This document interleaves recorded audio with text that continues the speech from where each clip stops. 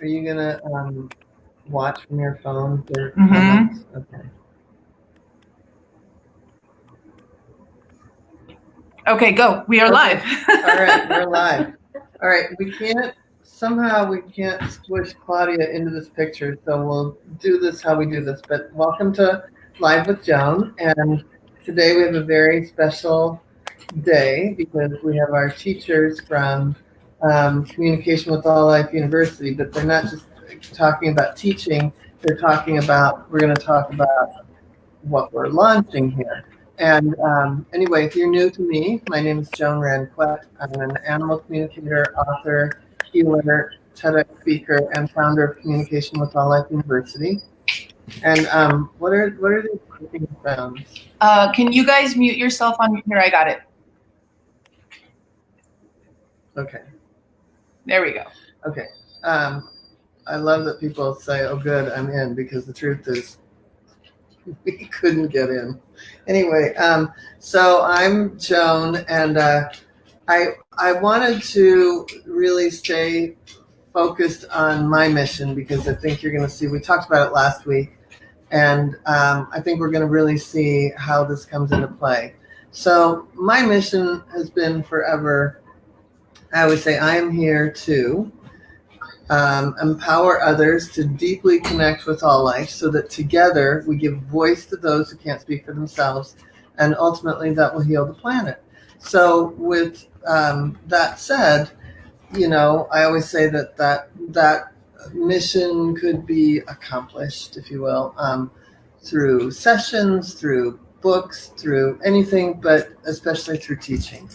And so having the school for 12 years now has been really important. And then having people come on that want to teach. And now we're opening it up to other languages. And just so you know, Claudia's here too. So Claudia's the Spanish teacher. We had a whole other thing planned, but once again, we had to just jump and do this. So is anyone here? Because I can't see. Yes. So Cindy Gantz. Okay, so Cindy, Chris Hovden, Wilson, good morning. Colette says, welcome, y'all. Ridambara says, oh, good, I'm in. Leslie says, hi. Shannon is watching. We've got quite a few people watching. Okay, cool. Yeah, it's a little delayed, so bear with us. All right. Can everybody hear every other thing? Okay. Okay. And Jeanette Johansson says, hi, Jeanette from Sweden. Hello. Hello. Okay, so first I want to start with, I just wanted to start with asking each of my teachers, and I'll introduce them. I want to really talk about first what brought you to animal communication, then we're going to get into the, how you ended up wanting to do it in your culture. So first I'm going to start with Marie Christine. What brought you to animal communication? I'll unmute her. Hold on, Marie Christine. There you go. I found it. There you go. Hi, Joan. I have been a massage therapist for 25 years, doing massage and also energy work. And I always have loved animals, but so I worked on humans. And then about 6 years ago, let me track back. 10 years ago, I learned Canine Massage, and I started to teach people how to massage their animal because I feel that love is the magic juice. So if you teach people how to massage their animals, it works even better. And then 5 years ago, I volunteered to help a little kitten named Vinny that was suffering from FIP. A friend of mine had a rescue, and I did energy work on her, and I was absolutely floored about the connection and how much I could accomplish. So animal communication was the next step. And then I got a session from Joan for my 2 cats, and that was it. I was hooked. Mm-hmm. And then, but also you taught energy with Donna Eden School of Yes. Energy. I mean, you've got a big background. Yes, in 2002, I started to study with Donna, and I studied for many, many years, doing all the advanced workshops. And then I became a teaching assistant for her for a few years. So I have been doing energy medicine since 2002. And so this is not, I mean, it's been a real natural progression, and you're really moving into just animal communication these days, right? Right. And it brought me back to when I was a kid, when I was 7 or 8 years old. I would spend my days outside. We had a huge yard, and at night I would go and talk to the frogs, or trying to. Oh. So it was, I tried the frogs, I tried the ants. I mean, I was pretty wide into my pick of animals. I mean, we had a cat, but I was interested in every species. So it's just like full circle for me. And also, right behind you is a piece of art that you got, and I have the same one. We got it in South Africa when we went to visit the white lions. So Sharon and I have white lions That's right. together also. I'm feeling a little left out now. Yeah, and you should. Yeah, Claudia, really. Shame on me. Okay, so now I want to ask Sharon the same thing. You have Sharon tell me a little bit about your background and what brought you to animal communication. Sharon originally started with channeling too, so she's got a big background. Yeah, so I worked with channeling, but my heart was always with animals. Of course, as a kid, I used to collect all the animals from the street and bring them to the vet. And I volunteered at the vet's office in order for me to be able to do that, to bring the animals in. And then my parents were so great, they would let me keep them until I found them a home. And so my heart was always with the animals. So when I saw, Joan, that you had a class that was like an hour away, I thought, I need to go see what that's about. And I had clients with dogs already, and cats, but I felt like I wanted to go deeper into it. So I met you, Joan. I'm telling everybody. I met Joan at this one day. I think it was a one day affair. And so she said, "Oh, I'm listening, so I have the pictures. you what? Sorry, I have the picture. Yeah, and then I think you still lived up north in Oregon, right, or Washington? Yeah. So and I kept getting newsletters, and then a couple of months later, Joan moved to California, and I said, I gotta explore this, and she had the intensive, which I highly recommend. It's a life-changing experience. So I went to the intensive, and then um, it at the end of the intensive, Joan said, "I'm so excited! I'm going to South Africa." And I'm like, "What?" Tell me about it. I'm like, "I'm coming In with like you." 5 days. Like 2 days later. And she did. So We ran into each other at the airport. Awesome. So it was a really life-changing experience. Being in Africa was like being home to me. And being with Joan, we used to commune with all the animals, and it was just amazing. There are no words that can describe that feeling. And then when I came back, I said to Joan, okay, I have to take this whole school thing so I know everything. And so that's how we started. And then I took the teacher trainers, and I've been glued to Joan because this is one way of that. I have the same vision. I always show this flower of life thing. I always see all of us that love animals, that want to give them that voice, connecting with each other and connecting with our purpose. I feel like some of us, most of us on this call probably have this purpose of giving the animals or those that don't have voice, giving them a voice. So I still work with people mostly, but I do work with animals, and I always am so excited to be taking part in everything that Joan has to offer. So if you are, it's not a sales pitch, but I'm just telling you how life, I mean, I can't describe what a life-changing experience the school is, the trips, everything about this experiences with Joan is worth your while, because it's not only about, and the animals are the icing on the cake, actually, because you go into this deep journey. Even though I've been channeling all my life and I've been doing the work all my life, this has taken me much further in and giving me a lot of growth. So think about it. And I'm excited to do it in Hebrew for those of you that are listening that want to take a Hebrew class. We'll be offering that soon. Joan will talk about the rest of the schools too. Very exciting. Yeah. Thank That's you, very Joan. exciting. So Thank you. Sharon, Cindy Gans Turner says, "Amen." And Sharon. Does what? So Claudia, what brought you Cindy Gans Turner says, "Amen" to what you said. Yeah. about the school?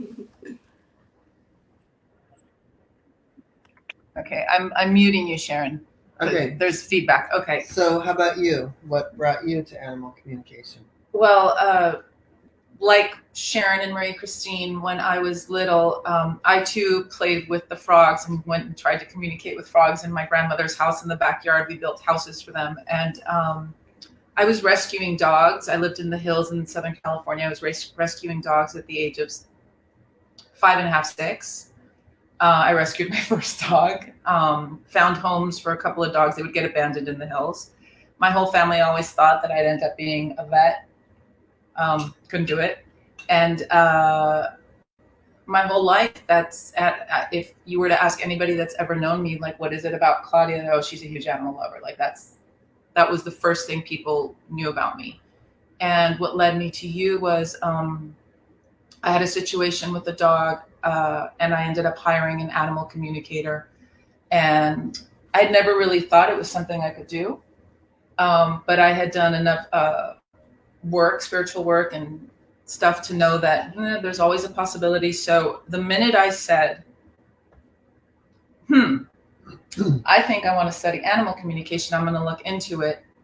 2 days later, I found out that Joan was giving a workshop at the General Barn, and I already knew Ellie, so I just messaged Ellie, and she goes, "Oh, it's only for the volunteers, but let me find out." She goes, "You can come." And that was it. And Sharon, you say you've been glued to Joan. Hi. Me too. I'm gonna move in here at one point with my kids, but yeah, it's I didn't know how I would do the program. I didn't know what it was going to lead to. I just knew this was something that stirred such a deep. I want to start crying.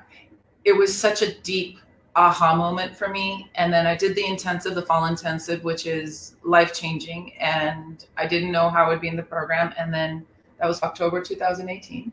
And I will be officially graduated from the program October of this year.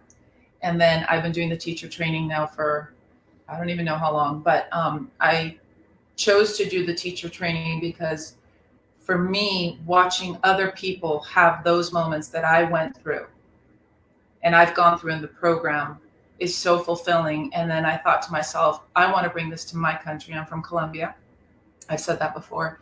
And so I'll let you introduce the schools, but I'll be doing it in Spanish. And that's how I ended up here. And you're not getting rid of me. Mm-hmm. And I'm going to Africa next time.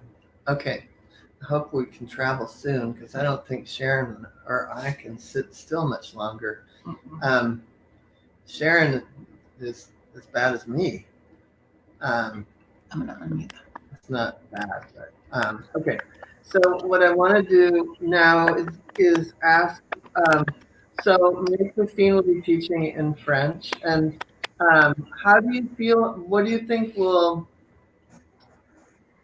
How do you think is animal communication popular in France? What do you think? How do you think it'll be received?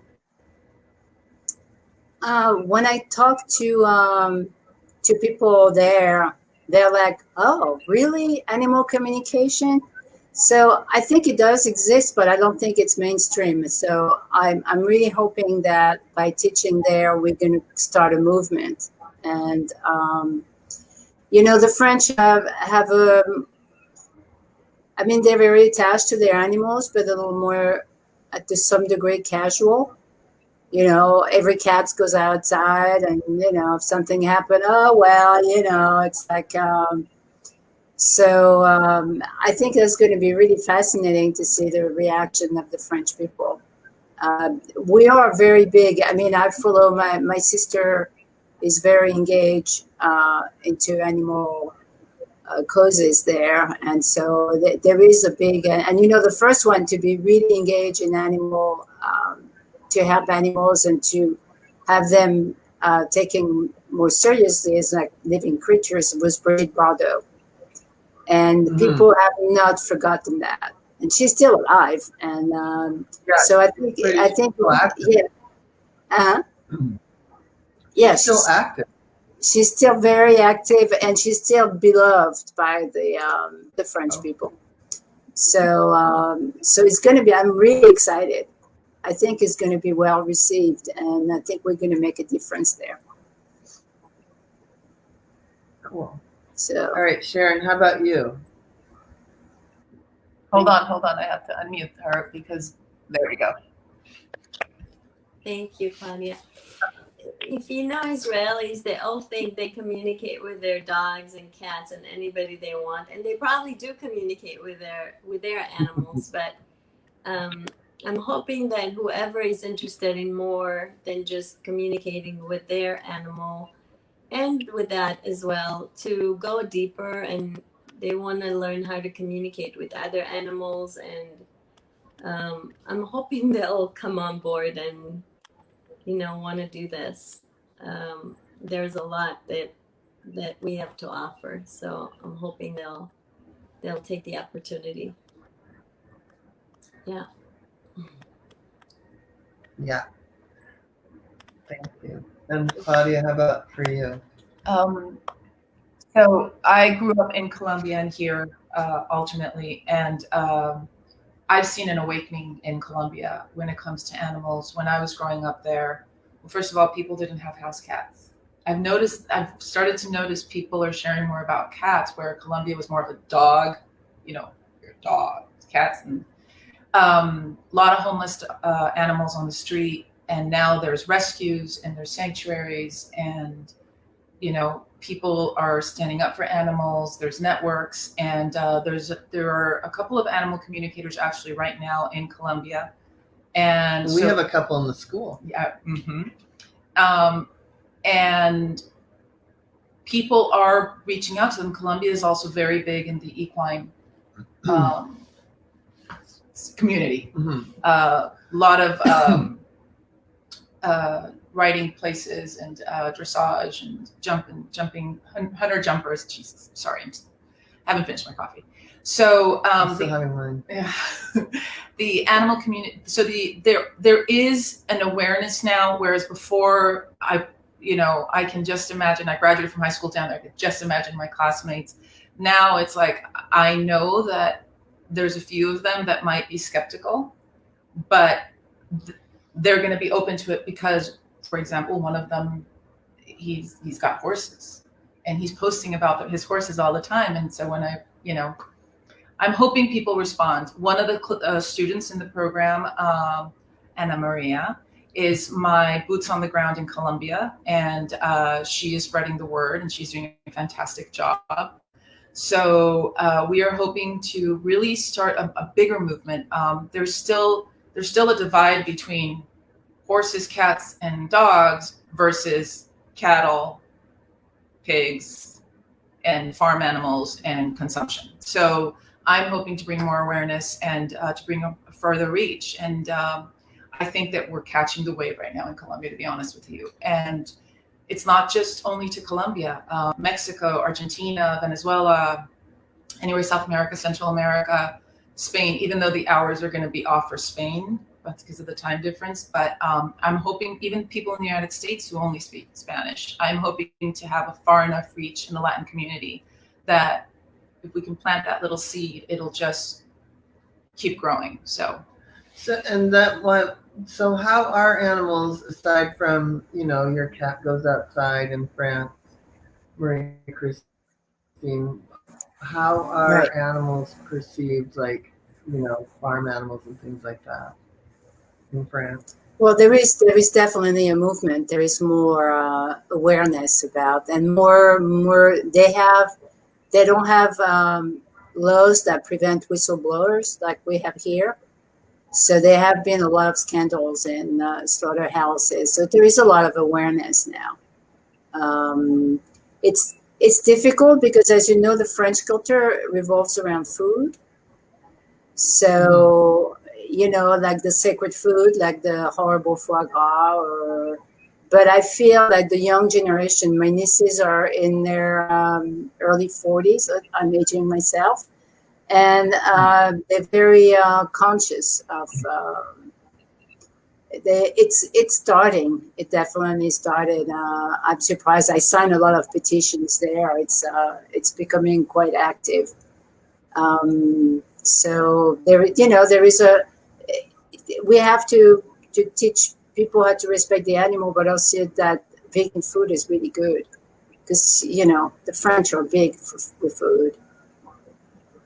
So, but they're healthier than we are food wise, so I think that will help too. I mean, not us, but the rest of this country. Right.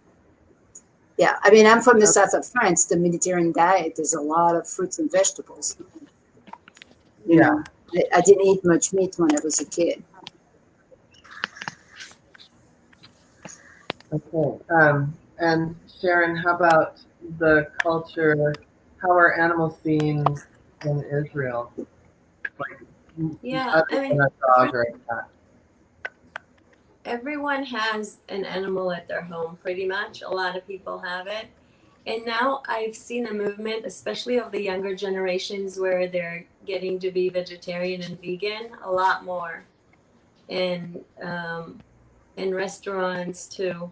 So I feel like there's a lot more awareness. Like Marie Christine said, there's a lot more awareness, and I feel like they're going in the right direction. Yeah. And of course, there are those that. I'm sorry. No, I was just going to say that there are those. It depends on the area too of the country, that I feel like some areas are more aware than others. I think it's here too. Tel Aviv is one of the vegan capitals of the world. Yeah, I've been hearing so much about the vegan movement in Israel. Yeah, Big. definitely. It's big, yeah. It's catching on more and more. And then, are cats loved as much as, it seems like cats all over, like whether it's Egypt or Turkey. It just seems like cats are so popular. Are they as popular in Israel? Or is it more of a dog culture? In some areas, yeah. Not in the main cities, but outside, all the desert areas, yeah. You're asking about camels, right? No, cats. Cats. Sorry. Everyone has their own camel. The cats love the desert very much. So, like Marie Christine said, every building in Israel has cats that live around there in the garbage area, etc. But they're more about having dogs in the home, but more and more are getting cats as well. Camels as well. Yeah. I can't hear you. camels are animals too. Absolutely. They're in the desert. People don't keep them at all. Oh my God. Cindy against Turner says the desert is a big litter box. That's And funny. I didn't drink yet this morning.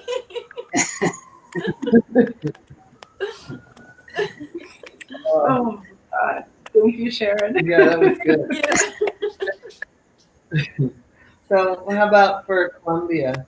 So in Colombia, I'll tell a little story. I've been Should vegan. we mute everybody? Yeah, let me mute them. I was vegetarian in high school. I didn't know what vegan was. I was vegetarian in high school, and then I was vegan on and off until a few years ago, where I went straight vegan. And I was in Colombia, and it was my cousin had invited all of us over to his house for lunch as an honor, to welcome me, welcome home. And they do this soup called sancocho, and it's done with different kinds of animals. So he chose chicken. And they serve me the plate, and I'm looking at the plate, and my mom starts, I'm like, stop, don't say anything. I'll just eat the lettuce and rice and the stuff around it. I won't touch the soup. My mother opens her mouth and says, oh, she doesn't eat meat. And he said, oh, you know what? They can just take the chicken out. And that was the mentality, right? So cut to a few years ago, the last time I was there 5 years ago, I went with my husband, and I was vegan, my husband was vegetarian, and he's like, I'm gonna starve. And Colombia is very, very beans, lentils, rice, but it's a very big meat eating country. Vegan restaurants everywhere. There's a huge youth vegan community. They have gatherings at the local parks. Well, not now, but they have gatherings, and they're creating a movement of a vegan community. And it's not just about the animals, it's about the environment for them as well. And it's, all the reasons why to be vegan, not just for the animals. So it's amazing. I get chills because I'll see my classmate's niece, who I was an adult when she was born, so I'm aging myself too. She's part of the movement. And her mom now live in a vegan property, and they don't allow any meat. And it's just seeing these families that I have grown up with who have been meat eaters, and kind of when I was a vegetarian, we're like, Claudia, are now going vegan. It's like I said, it's all part of also the animal awareness and all of that there's a shift happening. So I can't wait to go back to Colombia and go to those vegan restaurants, because I didn't get a chance to. So I'm going with you. yes, you are. Me too. All right. Well, I wonder if anyone Yeah, has I'll any go too. Yeah, I know Sharon's going. Oh no, you're all coming with me. Yeah. Let me talk about my farm. So Nicole Donahue says that's awesome. Cara says I missed it all. Cara, we'll have the recording up. No questions, just Shannon Meyer says such a wonderful group of women. Thank you, Shannon. Yeah, just everybody's watching. So What time is it? oh, that's a really good question. It's 10:40. Okay. You gotta get ready. Yeah. Yeah, I have to teach in a few minutes. Does anyone have any questions for our lovely lady? Or does Marie Christine have anything she wants to add? Or No, I'm really Sharon? excited. And also, I'm aiming for France, Belgium, and Switzerland, and Canada. Do you know any people in Quebec country that are interested to learn in French? Yeah. I think their yeah, accent so is the very class will cute. start in September. Yeah. We think yours is. So. Yeah, we Thank like you. yours, especially when you say that you're looking at something.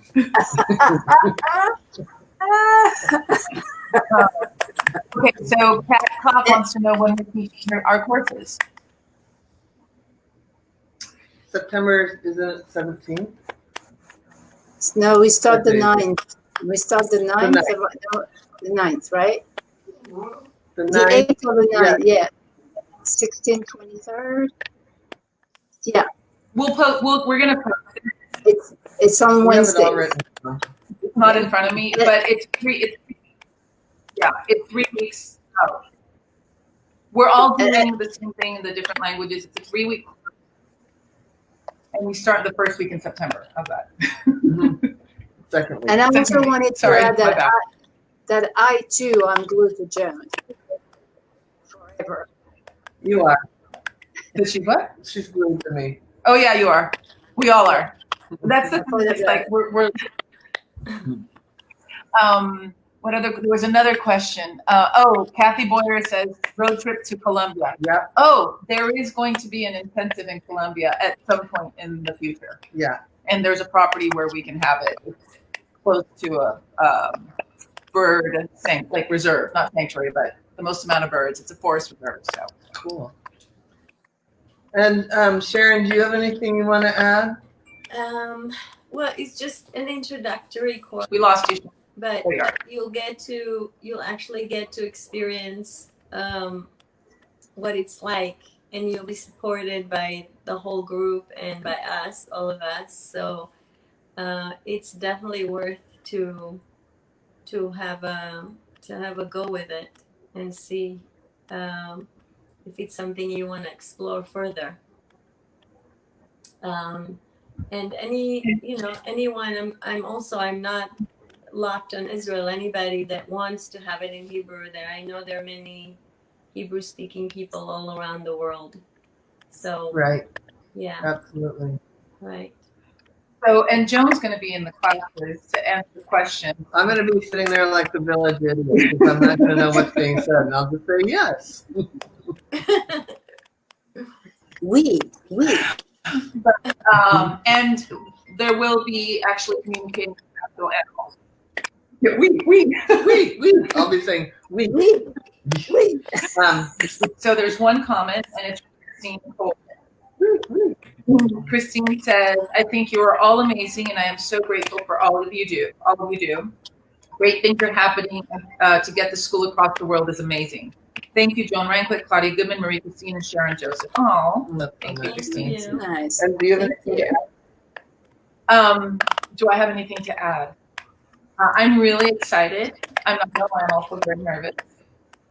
Reaching out across cultural boundaries with something that isn't mainstream is scary, but if we don't do it, who else will? Right. You have to do it. Now's the time. Now's the time. Yeah. So I just wanted to say thank you all for watching the weeing. Who said that? Who do you think? Yeah. Cindy. Cindy Genster. Cindy Genster just said, "Watch the wee." All right, so we got to go. We got to teach. Yeah. Thank you, everybody. Thank you. I have advanced animal communication. This is our last week, so. Yeah, thank you, Marie Christine. Thank you, Sharon. Thank you, Claudia. Thank everybody you. that watched. Thank you very much. People that Thank are you. want to learn animal communication in Spanish, French, or Hebrew, we've got your teachers starting in September. And also there's the intensive and lots more fun to be had. So I'll be on next week and I'll tell you more about it. Yeah, that intensive that basically hooked Sharon and I is coming up the first week of October. So never look back after that. Yeah. Okay. Bye, everybody. All right, bye. Thank you. Bye. Thank you. Bye. Bye. Bye. Bye. Later.